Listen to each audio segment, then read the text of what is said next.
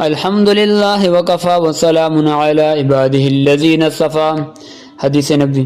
قال رسول اللہ صلی اللہ علیہ وسلم والمجاہد من جاہد نفسہ فی طاعت اللہ۔ حقیقی مجاہد وہ ہے جس نے اللہ کی اطاعت و عبادت میں اپنے نفس سے مجاہدہ کیا۔ اس حدیث میں فرمایا کہ اصل مجاہد وہ ہے جو اپنے نفس امارہ کے ساتھ جہاد کرتا ہے۔ ہجرت کی دو قسمیں ہیں۔ ابن حجر رحمہ اللہ فرماتے ہیں کہ اس حدیث سے معلوم ہوا کہ ہجرت کی دو قسمیں ہیں، نمبر 1 ظاہری، نمبر 2 باطنی۔ ہجرت ظاہری ہجرت یہ ہے کہ آدمی دین کی خاطر اپنا وطن چھوڑ کر دوسری جگہ چلا جائے۔ باطنی ہجرت یہ ہے کہ آدمی اپنے گناہوں کی زندگی چھوڑ کر اطاعت کی زندگی اختیار کرے۔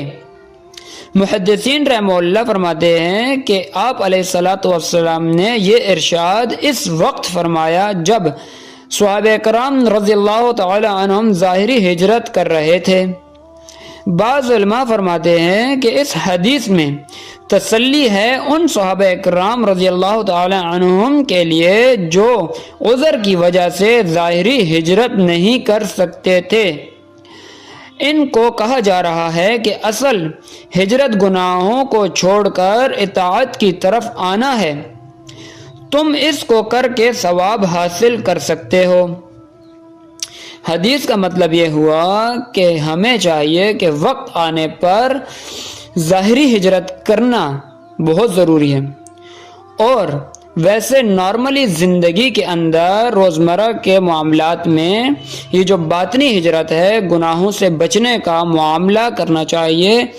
اللہ تبارک و تعالی ہمیں بات سمجھنے کی توفیق عطا فرمائے اور ہمیں برائی سے دور رکھے۔